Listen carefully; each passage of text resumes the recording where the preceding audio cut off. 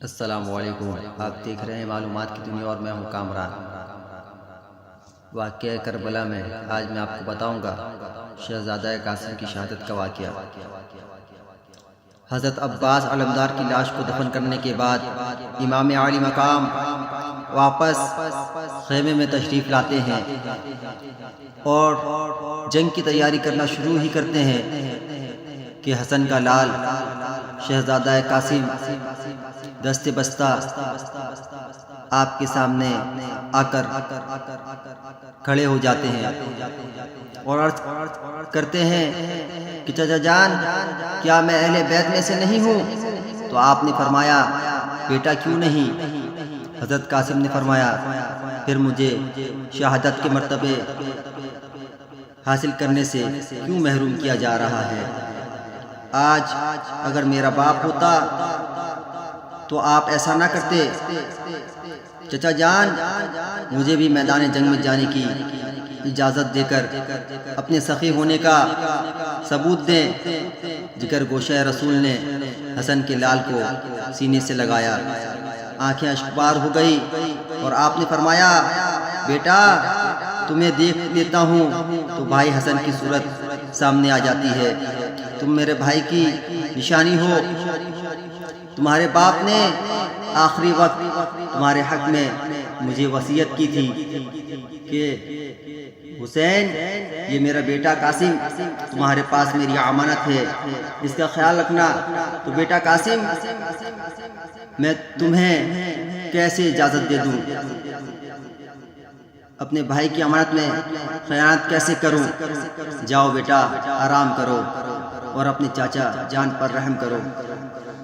سیدہ زینب پاس ہی کھڑے ساری باتیں سن رہی تھی۔ سیدہ زینب نے فرمایا، بیٹا قاسم، تمہارے باپ نے آخری وقت ایک تعویذ تمہارے گلے میں ڈالا تھا اور فرمایا تھا کہ اس کو کسی مصیبت کے وقت کھولنا، اور اس سے بڑھ کر اور کیا مصیبت آئے گی کہ بچے گرمی کی شدت میں پیاس سے تڑپ رہے ہیں اور دشمن اہل بیت کے خون کے پیاسے ہیں۔ آؤ میں اس تعویذ کو کھولوں۔ سیدہ نے قاسم کے گلے سے تعویذ کھولا، پڑھا۔ اس میں ایک خط تھا جو حضرت امام حسین کے نام تھا۔ لکھا تھا کہ بھائی حسین، میدان کربلا کے حق اور باطل کے مارکے میں میرے بیٹے قاسم کو بھی شہید ہونے کی اجازت دے دینا، تاکہ دین اور ایمان کی حفاظت کی خاطر میرا خون بھی شامل ہو جائے۔ سیدہ زینب خط لے کر دوبارہ امام عالی مقام کی خدمت میں حاضر ہوتی ہیں اور خط آپ کو دیا۔ خط پڑھ کر آپ زار و قطار رونے لگے اور حضرت قاسم کو اجازت عطا فرمائی۔ امام قاسم نے ہتھیار اٹھایا اور لشکر یزید کے سامنے کھڑے ہو گئے اور فرمایا، ہے قاسم نام میرا، قاسم کوثر لقب میرا، ہے قاسم نام میرا، قاسم کوثر لقب میرا، جہاں میں سب سے اونچا دیکھ لو حسب و نسب میرا۔ ہمارے گھر فرشتے بھی اجازت لے کر آتے تھے، ہمارے گھر فرشتے بھی اجازت لے کر آتے تھے۔ جو ہم آرام کرتے تھے تو وہ جھولا جھولاتے تھے۔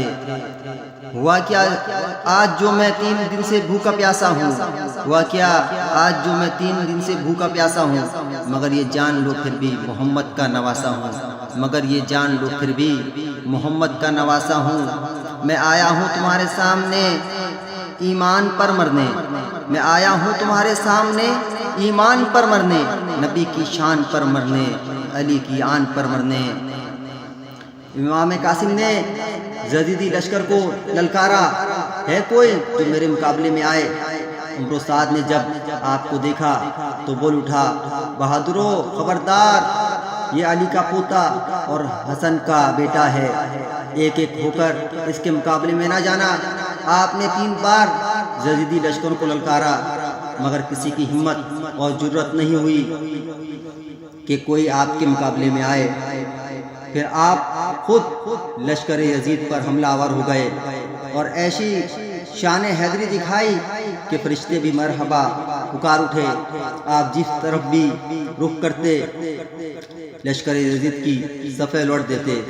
حسن کے لال کی تلوار بجلی کی طرح چل رہی تھی۔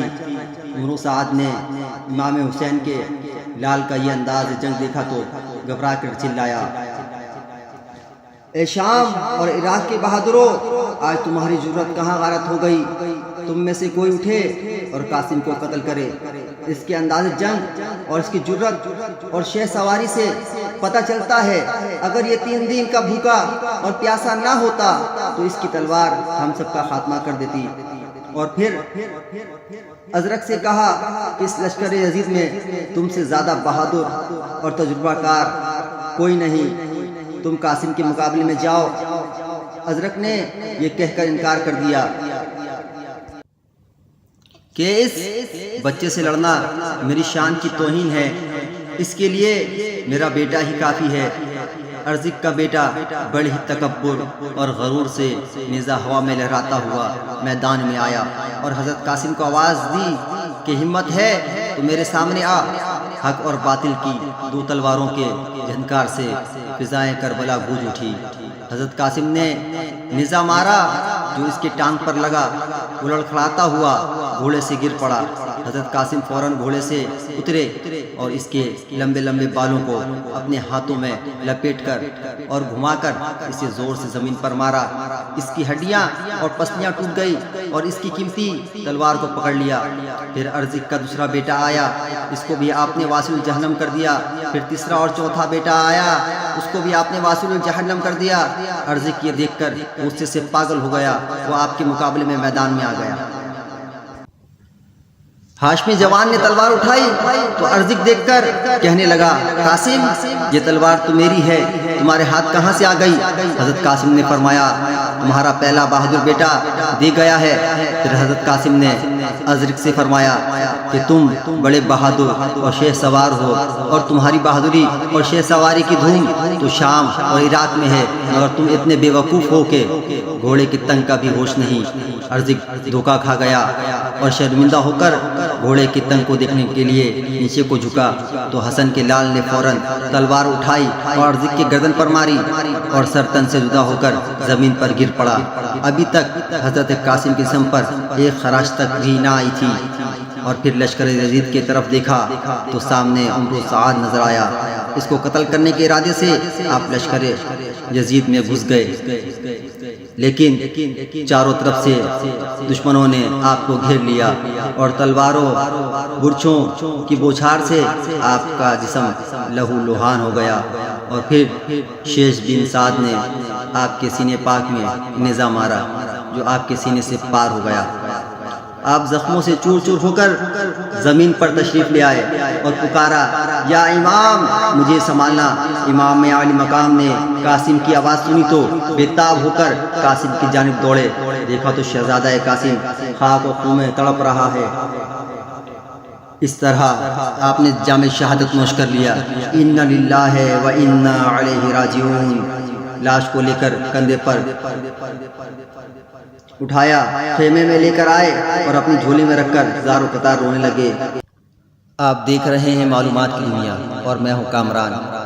مزید ویڈیو دیکھنے کے لیے ہمارے چینل کو سبسکرائب کریں اور بیل آئیکن کو لازمی پریس کریں تاکہ ہر نئی آنے والی ویڈیو آپ کو وقت پر مل سکے۔